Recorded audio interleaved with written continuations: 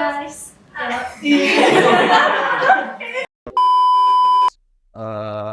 Nggak ada apa yang orang sebut kayak ada lilinnya di baliknya gitu-gitu kan, kita tinggal bus aja sama Makan.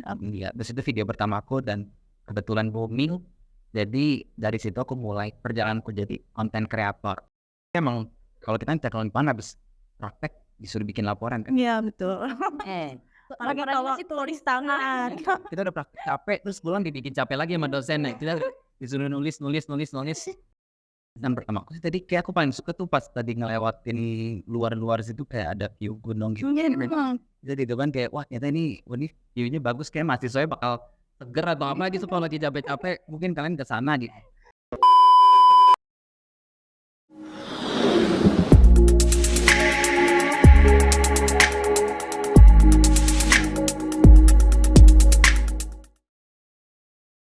Hai guys, welcome to podcast Gimana ya Pak? Oke, kita kembali lagi sama saya Isa Bestari dan saya Mustika Rahmania, dan kita ada narasumber yang paling hebat nih, yaitu Kak Denis. Oke, sebelum kita mulai berbincang-bincang nih Kak ya, kayaknya kita lebih enak kenalan diri secara pribadi kakaknya. Walaupun yang lainnya juga udah kenal mungkin Kak Denis itu baik di Instagram, di TikTok ya Kak, tapi kan lebih lebih mungkin biar yang lainnya lebih kenal juga, jadi Kak Denis yang boleh memperkenalkan diri kayak. Halo, aku Denis, konten kreator di balik Naktekpang.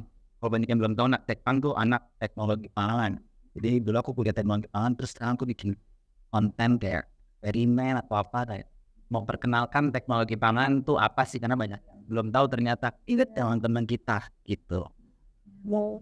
Jadinya ada ini aku mau nanya nih Kak, dari yang aku lihat nih Kak, kan dari kesibukannya kakak nih selain konten kreator ya kayak selain influencer, dapat endorse masuk, gitu. Kita kan sebelum podcast ya ngepoin dulu kan. Ya aku juga mau lihat-lihat nih Kak, kakak abis pergi-pergi nyari aren, coklat gitu Kak. Selain kesibukan kakak dari yang itu, apalagi sih Kak, boleh ceritain ke teman-teman kita?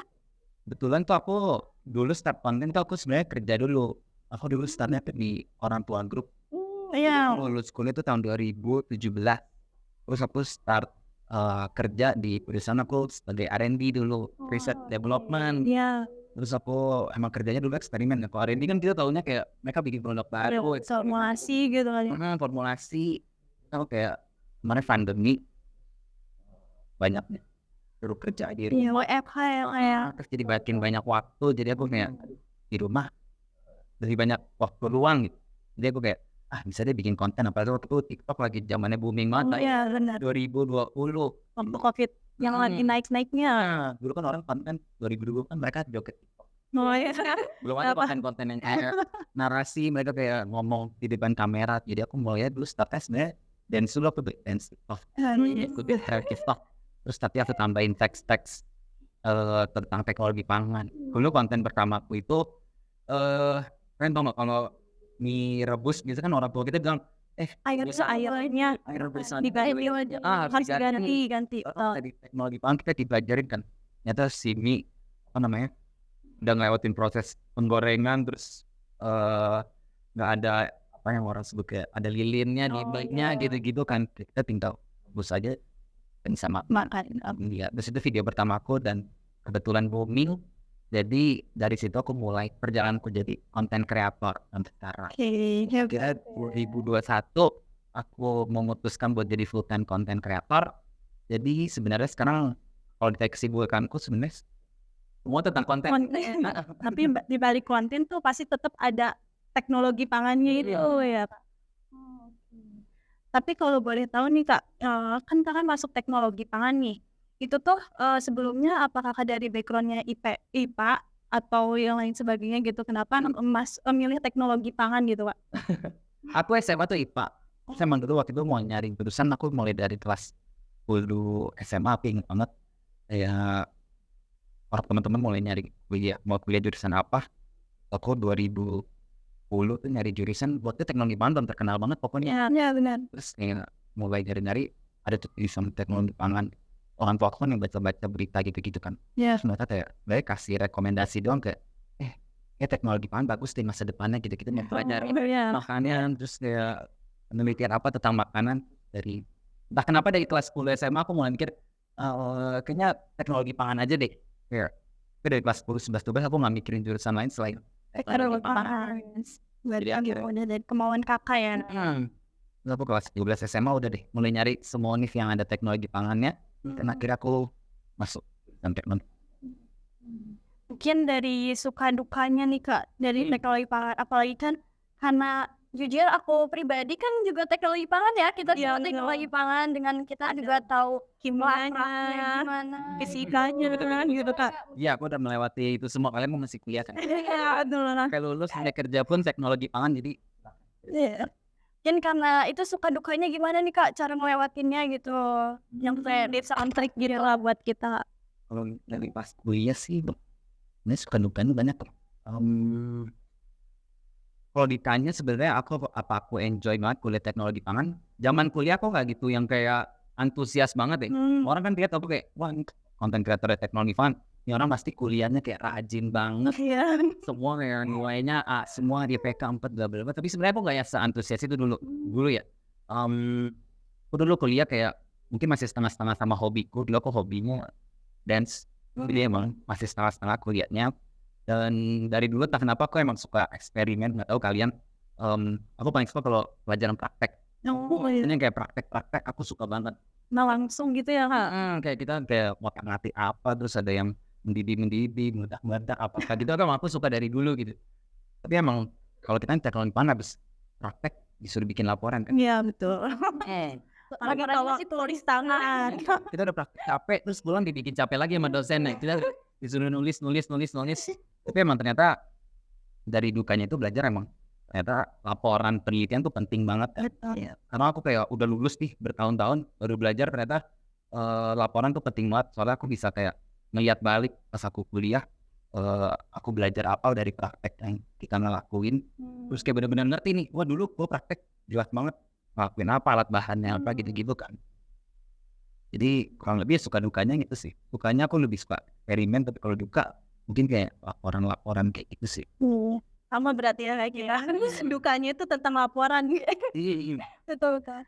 Tapi ini Kak kalau boleh tahu kan kayak di konten-konten Kakak baik itu di Instagram maupun di TikTok kan banyak sekali tuh eksperimen-eksperimennya. Itu Kakak tuh banyak idenya tuh dari mana sih gitu kan?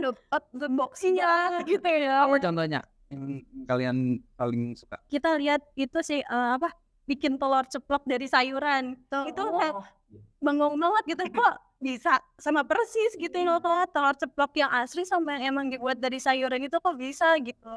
Kayak ide-idenya tuh dari mana sih gitu. Kalau aku dulu idenya karena kebetulan aku pas kuliah tuh aku ikut bukan ikut sih aku sama teman-temanku bikin tim gastronomi molekuler. Kalau kalian tahu gastronomi molekuler yang mereka kayak bikin macam-macam masakan tapi pakai ilmu sains. Cuma mereka di sana banyak tekniknya dan ternyata itu masih baru. Jadi kayak menu-menu yang dihasilin sama gastronomi molekuler tuh masih beragam banget. Kita kayak masih bisa inovasi, bisa nambahin apa-apa. Terus mungkin kalau ide-ide baru yang lebih itu emang semua aku dari banyak baca sih. Kenapa emang mulai dari kan tadi aku lulus kerja di R&D kan. Iya. Kalau di R&D itu kita emang kerjanya kan riset terus kan. Kita kayak punya satu produk terus kita pelajari benar-benar di produknya A, B, C dari A sampai Z gitu-gitu. Jadi dari situ kayak akhirnya kebiasaan apa ya? Kebiasaan mikir ide baru gitu loh. Nyari sesuatu yang emang lu ada gitu ya Kak. Jadi dari situ mulai belajarnya kalau kita mau nyari ide baru paling gampang tuh sebenarnya kita kayak rajin baca, dan akhirnya kayak muncul ide baru yang bisa dipraktekin di konten. Oh ya Kak, gini juga kan mungkin di luar sana tuh masih banyak anak-anak muda yang belum tahu apa itu tekpansi, apa itu teknologi pangan gitu kan. Terus mereka juga mungkin belum tahu prospek kerja untuk ke depan menunjangnya gimana gitu. Ya mungkin dari Kakak sendiri yang udah pengalaman udah S1 nih ya udah mengalami kaliku dukanya gitu kan. Kita masih OTW untuk mengejar itu.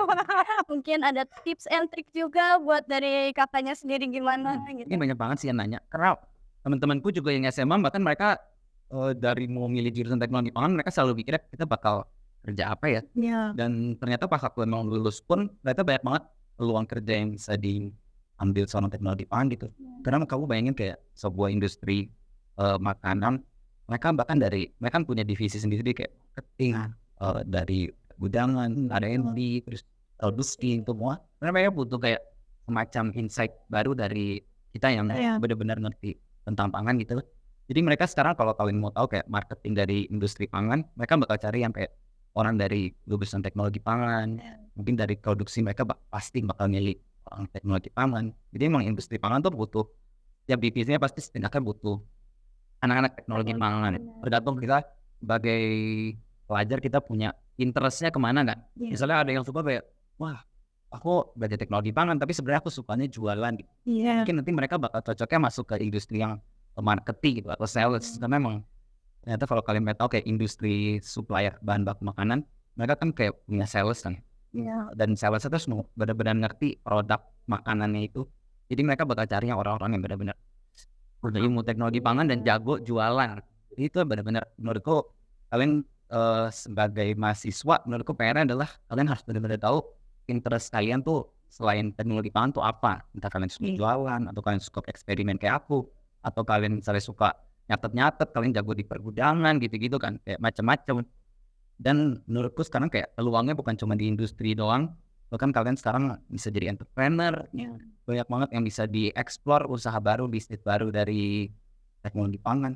Kalau di luar tuh sekarang kita kenal soalnya kalau di Indo kan mungkin masih startup ya, startup e-commerce atau apa gitu. Tapi kalau di luar mereka udah punya sebutan sendiri kayak food technology startup. Jadi mereka yang punya ilmu teknologi pangan, mereka kepikiran, wah ternyata misalnya Indonesia punya isu isu keberlanjutan makanan gitu. Mereka bisa mikirin nih suatu ide bisnis baru, atau mereka mau bikin sumber protein baru dari spirulina contohnya, atau misalnya mereka mau bikin tempe, mereka ekstrak proteinnya buat jadi pengganti daging dan lain-lain.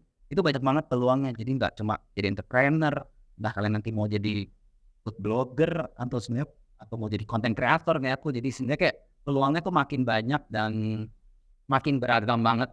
Atau entah nanti kalian mau campur teknologi pangan sama ilmu robotik, karena kan ilmu robot makin maju, ilmu komputer makin maju, kalian bisa combine teknologi pangan sama banyak banget ilmu-ilmu di luar sana.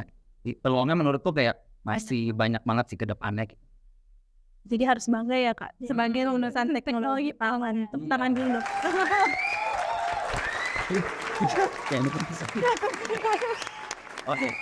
Oke, terus kan sebentar lagi sebagai mahasiswa teknologi pangan atau sebagai lulusan teknologi pangan kan sebentar lagi tanggal 16 Oktober itu Hari Pangan ya Kak. Nah, makanya itu Kakak kan ngadain food bank ini. Nah kita penasaran nih Kak, kenapa tuh ngejar gitu buat bikin food bank sendiri ini tuh awalnya dari mana sih? Entah emang mungkin Kakak di rumah ngelihat makanan banyak di rumah yang lebih gitu, terus emang mau expired dan emang gak kemakan, makanya Kakak di food bank gitu atau gimana Kak? Ini ceritanya simple sih. Sejak mulai jadi content creator tahun 2020 tuh tiap Hari Pangan Sedunia selalu aku rayain sebenarnya. Tapi dulu tuh aku merayainnya sebagai konten doang. Kalau tahun 2020 tuh campaign pertama aku inget banget, aku ngajak orang buat ngabisin makanan mereka di rumah. Jadi misalnya mereka tiap hari kan kita makan tuh kayak suka disisain kan kadang-kadang kan. Terus aku ngajak orang-orang buat kayak lebih aware. Jadi mereka disuruh upload video mereka ngabisin makanan. Jadi kayak mereka sendiri lagi makan dan dihabisin, dikasih lihat ke kamera. Kayak sesimpel itu menurutku kayak buat nunjukin kalau kita tuh harus ngabisin makanan, jangan banyak buang-buang makanan. Terus kayak setiap tahun akhirnya aku kayak mulai ngerayain sesuatu dan Hari Pangan Sedunia. Terus aku mulai tahun ini kepikiran kayaknya nggak jangan online doang gitu ya, campaignnya aku harus ngelakuin langsung terjun gitu ya Kak. yang baru. Akhirnya aku kayak mau bikin project offline, dan akhirnya aku kepikiran buat ngajak kayak teman-teman mahasiswa, teman-teman semua yang ngikutin konten aku buat bisa bergerak ngelakuin sesuatu buat konten bareng. Jadi aku mikirin kira apa ya kita bisa bikin bareng, dan akhirnya emang dari isu food waste emang di luar negeri pun sekarang lagi mereka banyak bergerak di food bank ini. Jadi dari situ aku malah bisa nggak ya kita bikin food bank di Indonesia, padahal di Indonesia masih kayak nggak familiar banget orang sama kata food bank. Jadi mulai dari situ kita korek-korek build, dan akhirnya kita bisa kerjasama sama Kita Bisa, dan kita mulai di tahun ini. Jadi ini sebenarnya project offline pertama aku sih. Iya, makanya aku senang banget bisa ngelakuin. Tapi sebelumnya yang online juga sering yang searching ini Kak. Kalau online ini juga pertama kali aku masuk dalam isu WNSI. Mungkin kayaknya Kak, karena kita keterbatasan waktu juga, mungkin kita Padahal masih banyak yang pengen ditanyain ya. terus pasti banyak juga. Cuma kayaknya ada nih, pengen ngeliat nih Kak, kan Kakak tadi udah tur ke sini gitu kan ya Kak. Pengen lihat dong kesan-pesan Kakak untuk Teknologi pangan di Universitas Iya, Junong itu seperti apa sih Kak gitu. Walaupun emang belum semua mengelilingi itu, tapi setidaknya gitu udah melihat. Dan pertama aku sih tadi kayak aku paling suka tuh pas tadi ngelewatin luar situ kayak ada view gunung gitu. Jadi itu kan kayak wah ternyata ini view-nya bagus, kayak mahasiswanya bakal seger atau apa gitu kalau lagi capek-capek, mungkin kalian ke sana gitu. Dan tadi kita juga banyak ngelewatin tempat-tempat yang baru direnov, mungkin kayak nanti aku balik ke sini mungkin udah jadi tempat yang lebih keren atau megah gitu. Dengan senang hati. Jadi tentunya kayak sejauh ini Universitas Juanda mungkin aku bakal balik lagi sih, mungkin ke depannya bakal lebih kita keren. bakal ada collab lagi mungkin ya. Iya. Amin, semoga ya Kak. Oke Kak, sebelum kita penutup nih Kak, kita sebenarnya punya 2 jargon di sini tuh. Iya. Boleh Kak buat ikut kita buat jargonnya? Boleh? Yang pertama itu tuh ada di organisasi Himatepa sebenarnya, tapi di Himatepa ini tuh ada 2 jargon. Yang pertama tuh ada Himatepa dan nanti ke HMPPI. Nah, 1, 2, 3. Himatepa, Jaya Teknologi Pangan. HMPPI, peduli nyata berkelanjutan. Oke. Mungkin dari aku cukup sekian. Saya Aisyah Bestari, saya Mustika Rahmaniah, dan narasumber kita Saya Denis. sampai jumpa di podcast Di lain kesempatan. Oke. Dadah.